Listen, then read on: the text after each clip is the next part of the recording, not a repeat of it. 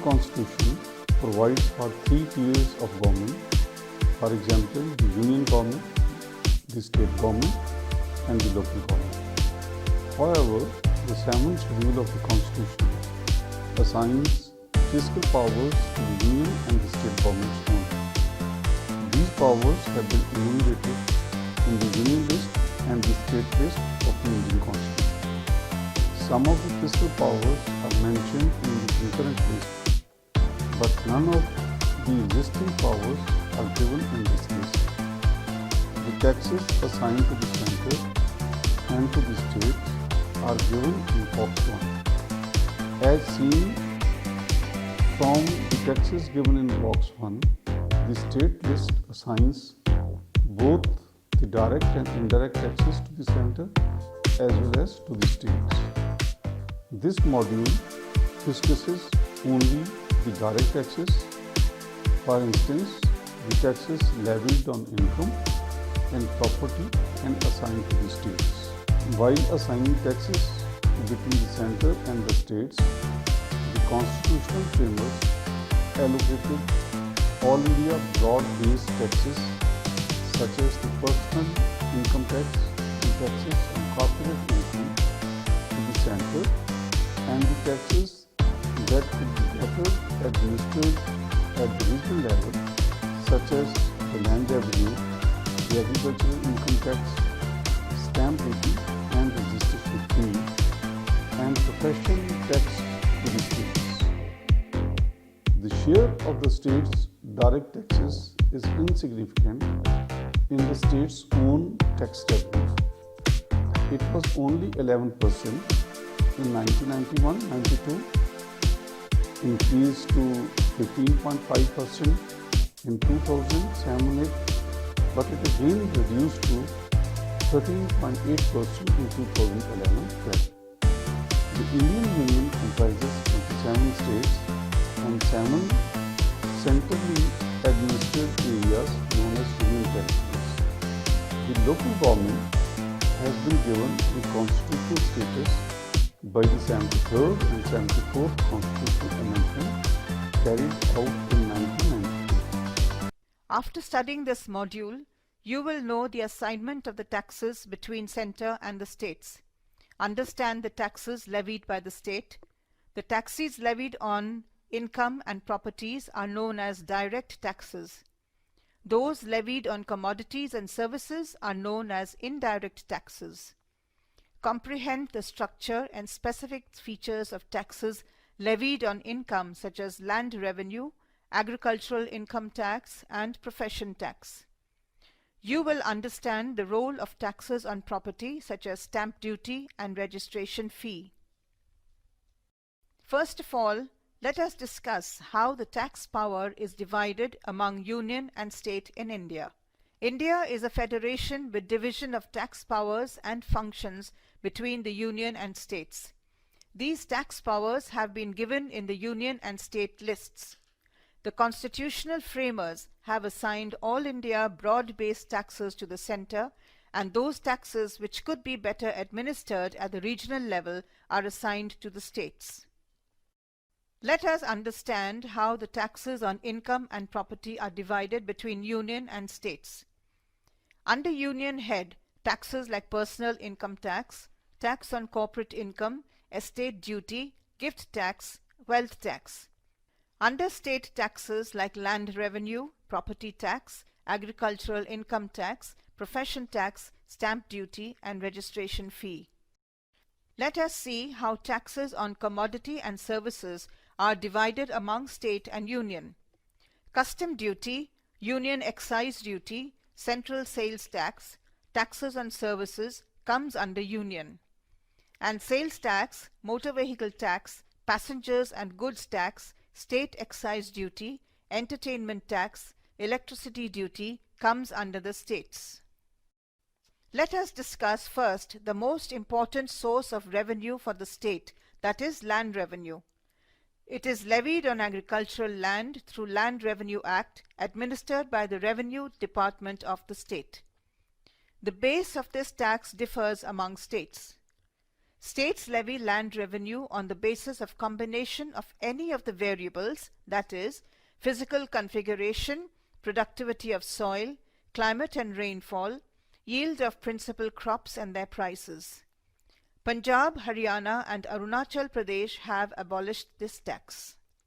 In India, since very early times, kings were entitled to take a certain share of the produce grown by the owners of the land in their dominions. It held a dominant position in every fiscal system and continued to be the main tax in the agriculture sector. Presently, different states levy land revenue on the basis of physical configuration and productivity of soil, climate and rainfall, yield of principal crops and their prices, and the market value and location of land, etc. It is levied in almost all the states on the basis of land surveys, dating generally from the pre-independence days. Some states like Punjab, Haryana and Arunachal Pradesh have abolished this tax altogether. In addition to land revenue, some of the states levy cess and surcharge on land revenue, and the yield is assigned to the local bodies and panchayats. In states like Uttar Pradesh and Maharashtra, local bodies levy and collect cess and surcharge at varying rates. The rate structure of land revenue varies across states. There is no uniformity either in the rate or in the base of tax.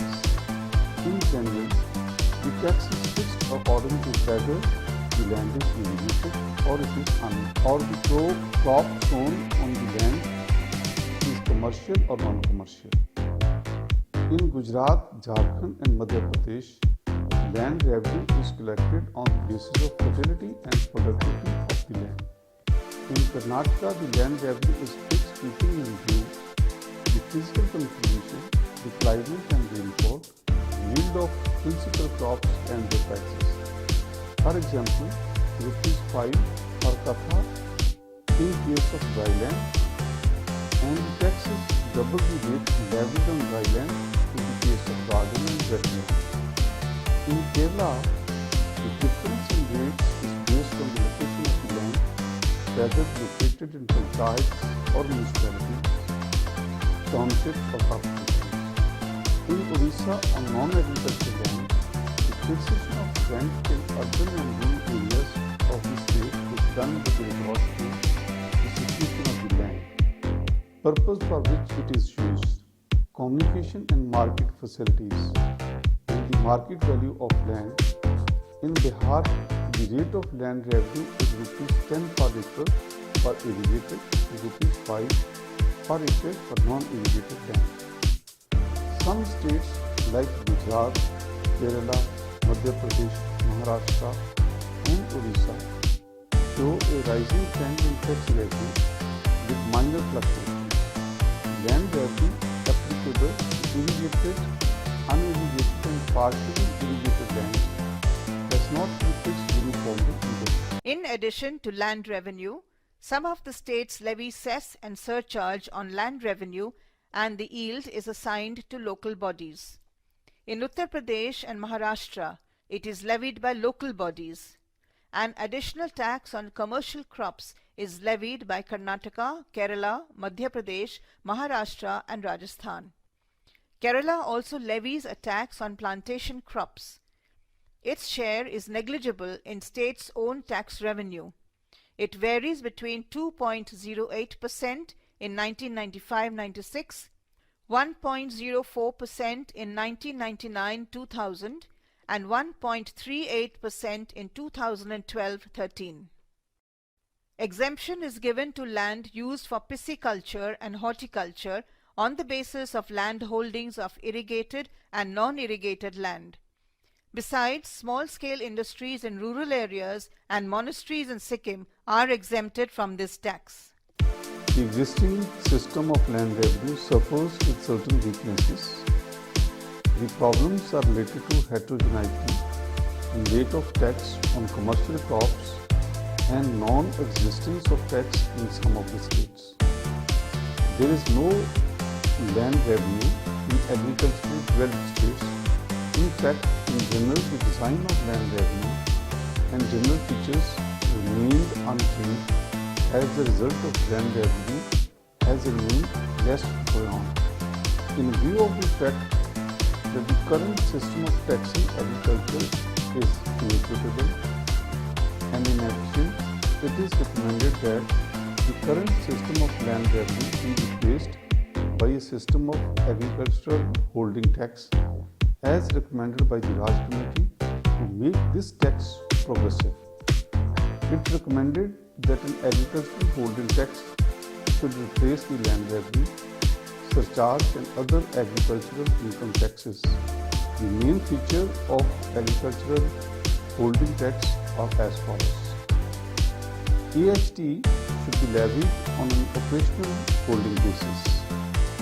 To divide the agricultural lands into homogeneous groups of reflecting equal productivity, the country should be divided into large number of homogeneous districts and tracts.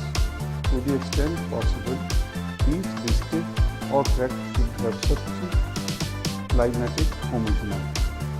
The output of different crops per hectare should be estimated for each year on the basis of the estimates of the yield for the previous 10 years as revealed in crop cutting experiments and the average harvest price of the preceding 3 years prevailing in the important markets of the area.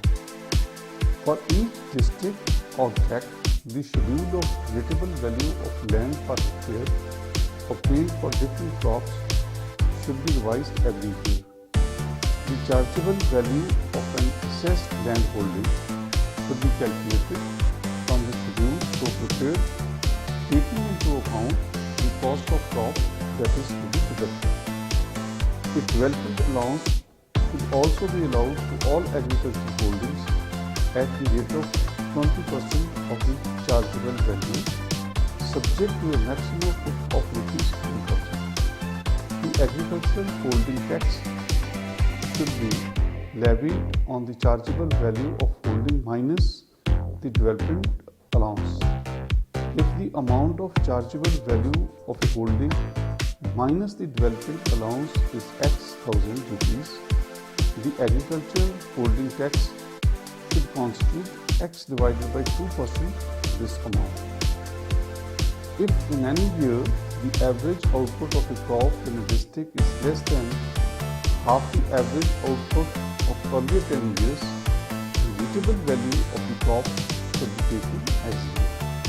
Alternatively, land revenue should be supplemented by a crop-specific presumptive levy, but grounded by way of field surveys or crop yields. Such field surveys are time-consuming. The supplementary level of this type can only be implemented in a sequential manner with an initial focus on the crops known to be the most profitable in each area. The agricultural holding tax is a simple and effective method, and it has most of the features of a good tax system. Slide 12. Let us discuss agricultural income tax.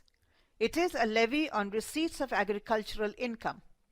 The main objective is to mobilize revenue from agriculture and to reduce disparity in income in rural areas. According to the Indian Income Tax Act 1961, agricultural income is any rent or revenue derived from land which is used for agricultural purposes, any income derived from land by agricultural operations including processing of the agricultural produce, and any income attributable to a farmhouse is treated as agricultural income. Entry 82 of the central list, that is list 1, and entry 46 of the state list, that is list 2 of the 7th schedule of the Constitution, specify that the state should collect income tax on agricultural income, while the taxation of all other income falls within the purview of the central government. All those states that levy an agricultural income tax adopt the definition contained in the Indian Income Tax Act with slight modifications to suit local conditions. The Indian Income Tax Act 1961 defines agricultural income as number 1. Any rent or revenue derived from land which is situated in India and is used for agricultural purposes. For example, growing of all land produce like grains, fruits, spices, commercial crops, tea, coffee, etc. And 2. Any income derived from land by agricultural operations, including processing of the agricultural produce raised or received as rent in kind, so as to render it fit for the market or the sale of such produce, and any income attributable to a farmhouse is treated as agricultural income, provided such conditions are satisfied. Agricultural income was subject to taxation in India even when income tax was first levied in 1860. However, the Income Tax Act 1886 exempted it from the purview of income tax. This continued till the enactment of the Government of India Act 1935, which segregated agricultural and non-agricultural income for the first time, provided a separate provincial levy on agricultural income. This provision was retained in the present constitution. Bihar was the first state in India to levy a tax on agricultural income in 1938, while Assam levied the tax in 1939. Some other states also followed suit in course of time. However, some of the states introduced the tax for a very short period and repealed it subsequently. Presently, only 5 states of the Indian Union levy tax on agricultural income. These states are Assam, Karnataka, Kerala, West Bengal and Tripura. Almost all these states levy tax on plantation crops only. The trends in revenue from agricultural income tax and its percentage share in the state's own tax revenue reflect its insignificant contribution that varies between 0.57% to 0.03% to the state's exchequer. High assumption limits, large exclusions and lower tax rates make it an effective source of revenue. The rate of tax varies from state to state. In the case of individual taxpayers, the tax rate varies between 5% to 60%, while for companies it varies from 30% to 50%. Low tax rate, narrow base, high exemption limits, and large number of exemptions and exclusions are the weaknesses of the agricultural income tax as a source of revenue for the states.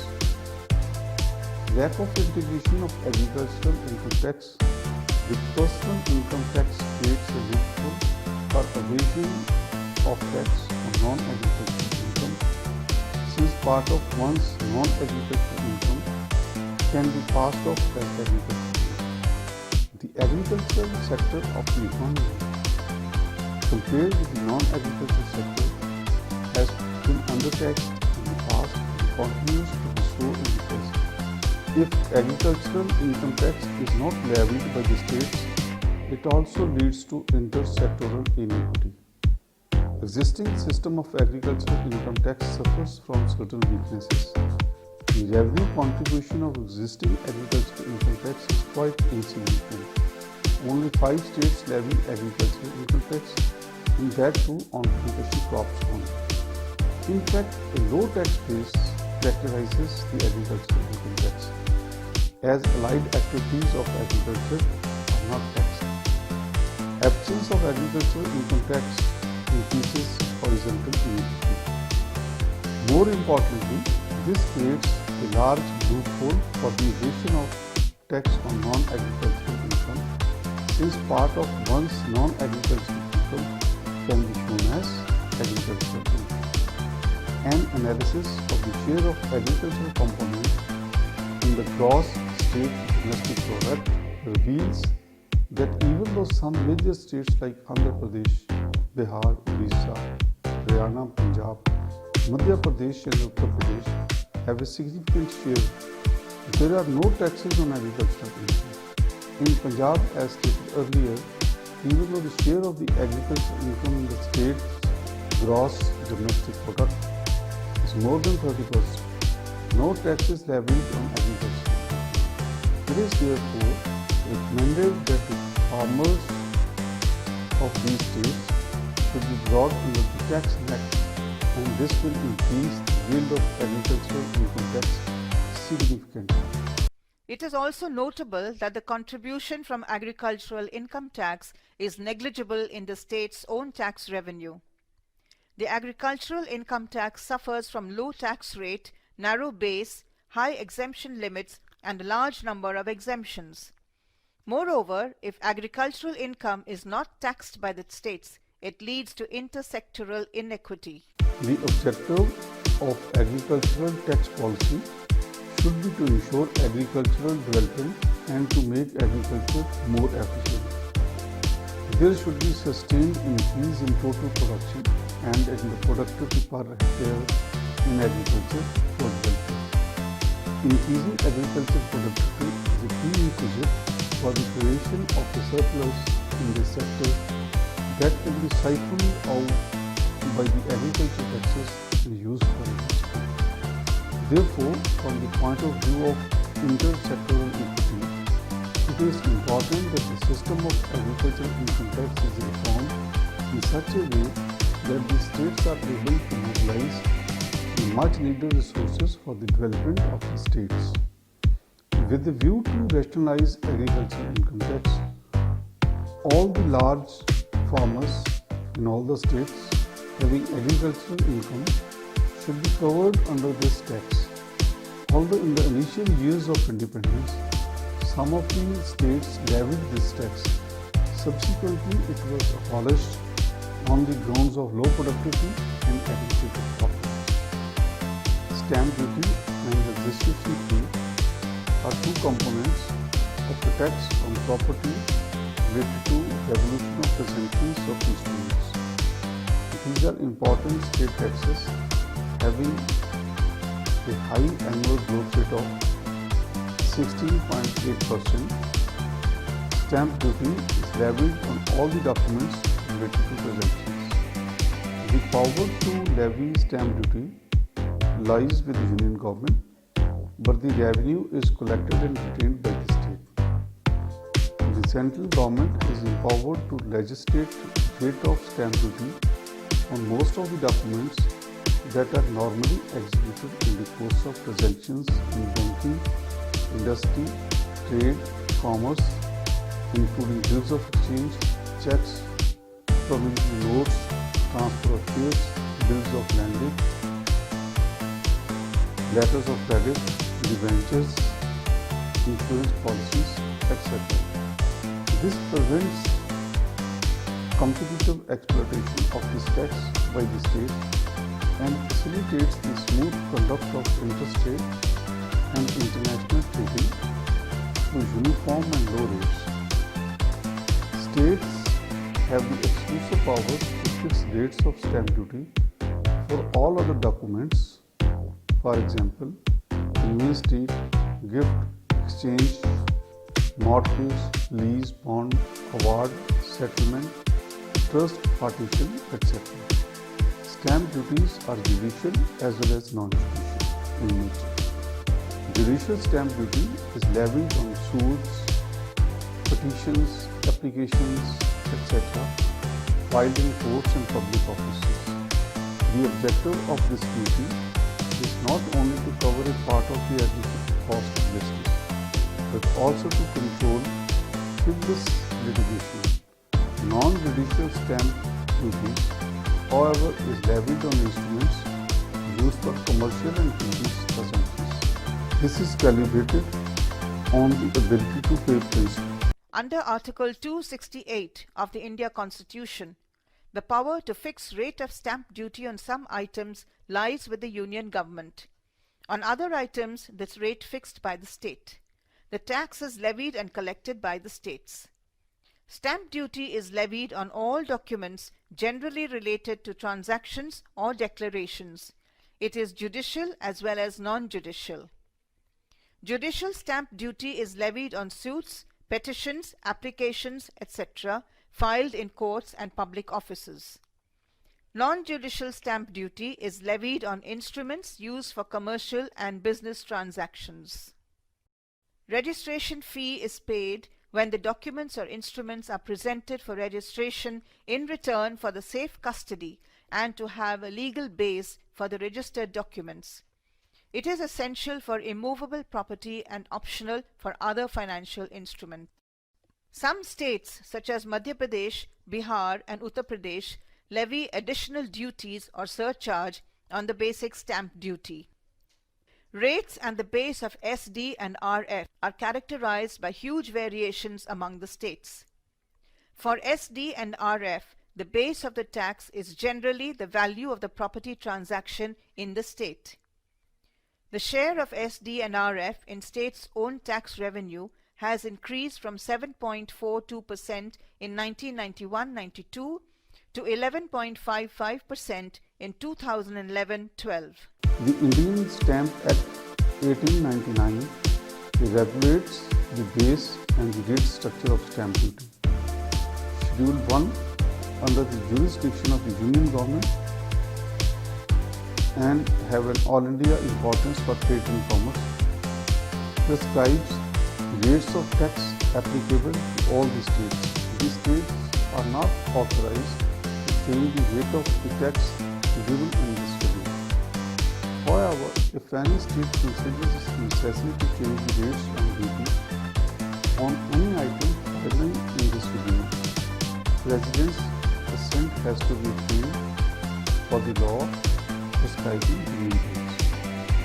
The rates levied under the Indian Stamp Act and the various amendments made by the states while separate enactments indicate that in general there is uniformity of rates throughout the country with regard to the instruments falling under Schedule 1 of the Indian Stamp Act 1899. However, changes have been made in Schedule 1 in Tamil Nadu, Assam and the northeastern states, Gujarat, Maharashtra, Karnataka, Kerala and Rajasthan have enacted separate acts for the rates of stamp duty. Therefore, there exists a wide divergence in the rates of several instruments. The stamp duty rate structure on conveyances, which is the main component of the revenue from stamp duty, indicates that the current rates in different states have large variations. While Maharashtra, Haryana, Punjab differentiate between rural and urban areas with regard to the rates of duties on conveyances, the states of Karnataka, Madhya Pradesh and Punjab have special rates for certain sections. The rates of stamp duty are more or less uniform across the non-special category states. However, it varies widely across the special category states. In addition, some of the states levy additional duties or surcharges on the basic stamp duty. Madhya Pradesh, for example, levies additional duty of 1% on the value of property situated in a municipal and panchayat area, and a surcharge of 5% is levied on transfer of vacant agricultural land. Bihar and Uttar Pradesh also levy additional duty as well as a surcharge on conveyance and on some other documents. We can see how the stamp duty and registration fee collection has risen over the years. The share of SD and RF in states' own tax revenue has increased from 7.42% in 1991-92 to 11.55% in 2011-12. One of the important concessions applicable in the case of conveyance relate to the documents submitted by the owner. This concession is now given in many of the states to promote empowerment of women in the society. The document is registered as a proof of the authenticity of the document. However, it is optional. Generally, the parties prefer to do so to give legal validity to the document and to minimize cases of fraud, cheating and legal disputes. To register a document, a particular field is required to be paid. The rate structure of registration fee in different states indicate that there is no uniformity either in the structure or in the classification scheme. The rates of registration fee on instruments like the conveyance is 1% in Gujarat, Jharkhand, Karnataka, Maharashtra, Rajasthan, but in other states it ranges from 0.5% to 2%. The base for stamp duty and registration fee is generally the value of the property of preventions in the state. The rate as well as the base of stamp duty and registration fee are characterized by huge variations among the states. Some of the states levy additional duties or surcharges on the basic stamp duty. Variation in the rates of stamp duty and registration fee on many documents among the states has led to a diversion of economic activity and also loss of revenue to the states. Moreover, no scientific method of valuation in place. Determination of the market price of property results in proliferation of corrupt practices. Reforms in the structure of the stamp duty are need of the hour. Firstly, the rates and slabs of stamp duty should be reduced. Secondly, the system of e-stamping has proved to be superior to the normal system of e-stamp duty and could be usefully adopted by all the states. Let's discuss profession tax. It is a tax on profession, trades, callings and employment. States are empowered to levy this tax. 17 states levy profession tax. This tax is levied both on salary earners and on self-employed persons, including covering all professionals such as doctors, lawyers, etc. The tax rate is generally specific with several slabs and ranges from 720 rupees to 2,500 rupees per annum. Maximum ceiling is imposed by the Constitution. The table shows us the trends in revenue from taxes on income and property, how the tax from agricultural income and land revenue has increased and decreased respectively over the years. We can also notice that these revenues as a percentage of total state revenues have decreased. The figures within parentheses indicate the percentage shares of the respective taxes in the state's own tax revenue. In this graph, we can see that the trends in revenue from AIT and its percentage share in the state's own tax revenue reflect its insignificant contribution that varies between 0.57% and 0.03% to the state exchequer as shown in the previous table. High exemption limits, large exclusions and lower tax rates make it an ineffective source of revenue. Let us now summarize what we have learnt in this module. The Indian Constitution has provided for 3 tiers of government, namely the Union Government, the State Government and the Local Government. Broadly, taxes can be classified in 2 categories. 1. Taxes on income and property, that is direct taxes, and 2. Taxes on goods and services known as indirect taxes. The constitutional framers allocated all India broad-based taxes such as personal income tax and taxes on corporate income to the centre. Taxes that could be better administered at the regional level such as land revenue, agricultural income tax, stamp duty and registration fee and profession tax are assigned to the states.